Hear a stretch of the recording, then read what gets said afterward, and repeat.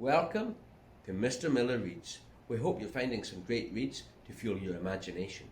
If so, we'd love to hear all about it, so drop us a comment on our Instagram page. Today, we're setting sail to a whole different world. One not completely different to our own, but different enough to surprise us and create a thrilling fantasy read. In the world where Orphans of the Tide is set, the author, Struan throws us straight into the action when a whale is discovered washed up on the roof of an old church. How did a whale end up on a church roof? I hear you ask.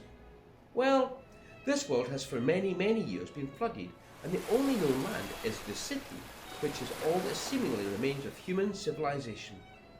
As the floodwaters rose, the city climbed further and further up the mountain, where it now sits at the peak.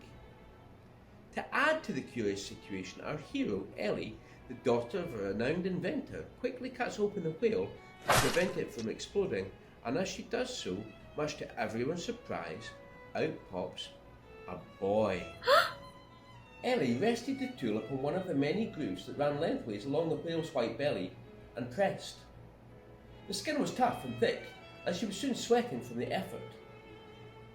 Finally, the blade punctured the skin, and Ellie almost lost her balance as it sank into the soft organs underneath.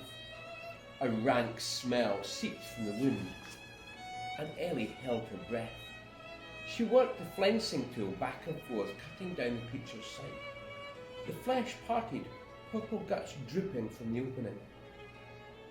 "Ooh, look at all that blood," called Anna. "Can I have a go?" "It smells awful," says Ellie. "But I suppose so. Just be..." She stopped. "Anna, what's wrong?" she said. Anna's face had contorted, her eyes fixed in disbelief. "Sweet mercy," said the guardsman, his hand at his mouth. There was a confused muttering from the crowd. An old lady screamed. For some reason, Ellie found she couldn't move. Her body stiffened. The flensing tool fell from her fingers. She looked down. Something was holding her by the ankle.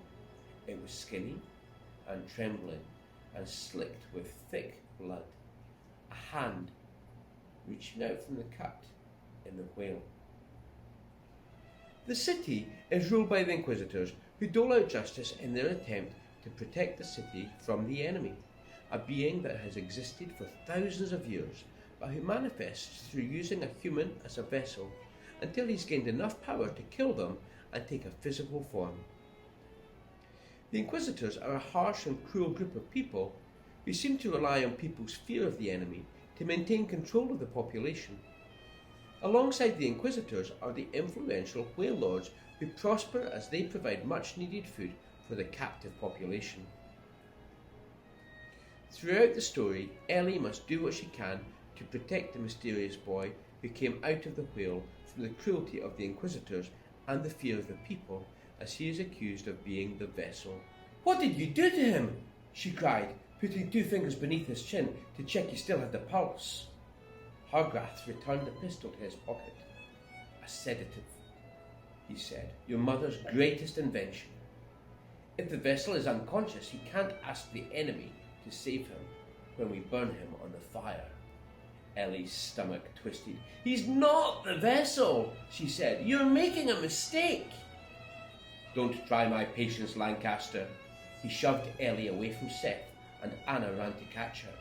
Hargrath lifted Seth easily with one hand, draping him over his shoulder, then strode back toward the sea wall. Ellie chased after him, her heart pounding. "This is all wrong! He's not the vessel! He's just a boy! You're just frightened of a little boy, coward!" Hargrath stopped. He looked up at the crowd, who watched him with their hands to their mouths. He dropped Seth roughly at his feet, and the crowd jumped back as if the boy were a live firework. He turned and strode back to Ellie. His hand shot out and gripped her by the neck, driving her to the edge of the roof. "You've never seen the enemy, child," he said, lifting her so they were face to face. "But I have. I saw it burst out of the vessel. It took my arm even as I plunge my sword through its throat. While my friends lay dead around me, I see it still when I close my eyes, and the worst part is that I knew that vessel. He was a good, kind man, yet from him emerged a creature of nightmare. Meanwhile, she has her own dark secret that she must keep hidden. Not an easy task when she's being hounded by a strange boy who seems just a little too eager to help, and for whom no help comes for free. Orphans of the Tide is a thoroughly imaginative first novel of a trilogy that will keep you going back for more. The world that Murray has created is carefully thought out, and throughout the trio of books, more and more of its secrets are revealed. I absolutely recommend this inventive and enthralling fantasy story, and I'm looking forward to whatever Struan Murray has in store for us next. Would you like to read Orphans of the Tide? What parts interest you the most? I do hope you'll get a hold of this book and the rest of the trilogy, Shipwreck Island and Eternity Engine, and tell me what you think. I'd love to hear about other books you've been reading, and do let me know if there's anything you'd like me to review by leaving a comment on my Instagram page. Keep your eyes open for our next review, and until then, happy reading.